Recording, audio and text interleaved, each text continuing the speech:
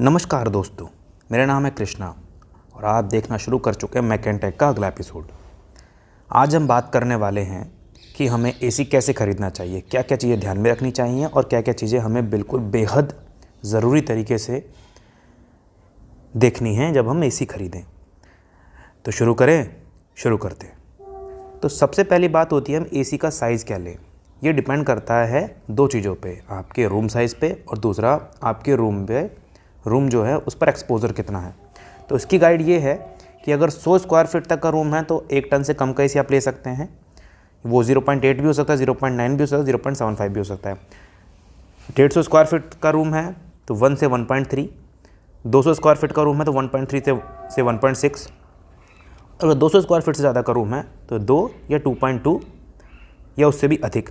लेकिन इसका मतलब ये नहीं है कि आपको इतने का ही लगा देना है। ये देखना है कि कम से कम इतने का तो लगाना ही लगाना है। अगर आपके रूम में एक्सपोजर बहुत ज़्यादा है तो आपको और भी ज़्यादा बड़ा एसी लेना पड़ सकता है, पहली चीज़। अब दूसरी चीज़ जो हमें ध्यान में रखनी है, दूसरी चीज़ ये कहती है कि स्टार रेटिंग कितनी लें। 1 स्टार लें, 2 स्टार लें, 3 स्टार लें, 4 स्टार लें, 5 स्टार लें।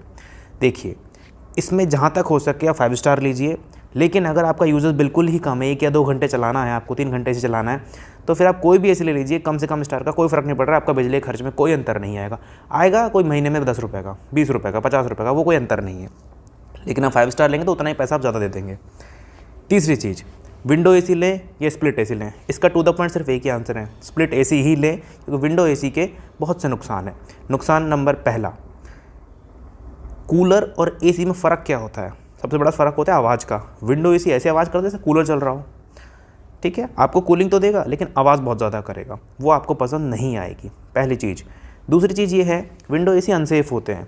क्यों अनसेफ़ होते हैं? उसका रीज़न ये होता है कि वो एक बॉक्स की तरह लगे होते हैं और जब कई बार चोरी की घटनाएँ इसकी वजह से हो जाती हैं, बल्कि स्प्लिट एसी में ऐसा नहीं होता है। स्प्लिट एसी में दोनों यूनिट अलग अलग होती हैं, इसलिए उसको स्प्लिट एसी कहते हैं। दूसरे एक एफिशिएंसी भी ज़्यादा होती है स्प्लिट एसी की।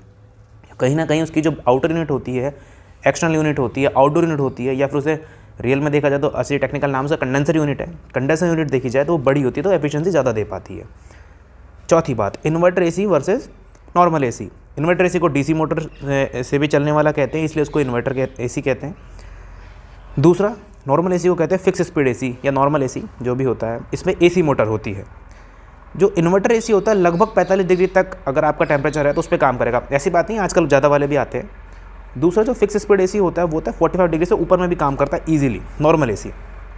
तो अगर आपका यहाँ पर आउटर टेम्परेचर 45 डिग्री तक रहता है, उससे कम रहता है, जितना कम होगा वो ज़्यादा बढ़िया है। तो अगर यहाँ पर मेनली ह्यूमिडिटी की प्रॉब्लम है, आपको ह्यूमिडिटी बहुत ज़्यादा रहती है, आपको डिह्यूमिडिफायर की तरह काम लेना है, या फिर मेनली कूलिंग कम चाहिए, ह्यूमिडिटी के इशू ज़्यादा है, तो आप इन्वर्टर एसी लें, वरना आप नॉर्मल एसी लें। अब सबसे बड़ा रीज़न, किसे लगाना चाहिए? मार्केट में है ही ज़्यादातर इन्वर्टर एसी। 100 मॉडल देखेंगे तो मुश्किल से 15 मॉडल या 10 मॉडल होंगे नॉन इन्वर्टर के, तो बाकी इन्वर्टर एसी मिलते हैं। ये एसी जिसके रूम में लगाया जा रहा है, ये देखिए कि वो एज्ड पर्सन है या नॉर्मल पर्सन, जवान आदमी है। अगर वो एज्ड पर्सन है तो आप इन्वर्टर एसी ही लगाएं। क्यों? क्योंकि इन्वर्टर एसी में जो टेम्परेचर वेरिएशन होता है वो बहुत कम होता है। इन्वर्टर एसी जब शुरू होता है तो 1500-2000 वाट अपने फुल कैपेसिटी पे चलता है। दूसरा, जब वो अपना टेम्परेचर अटेन कर लेता है, जो उसको 25 डिग्री या 26 या 24 डिग्री जो भी लगाया गया है, 22 डिग्री जो भी लगाया गया है, उस टेम्परेचर अटेन होने के बाद, उस टेम्परेचर के बाद वो एसी बिल्कुल सिर्फ उतना ही वोल्टेज लेता है जितने कि रूम में लीकेज होती है। अगली बात ये है कि अगर आप नॉर्मल एसी लेते हैं तो वो अधिक टेम्परेचर तक काम कर पाएगा, लेकिन वो काम कैसे करेगा? वो एक वेरिएशन पे काम करेगा। अब एक छठा और बोनस पॉइंट, इन्वर्टर एसी में रेंज होती है।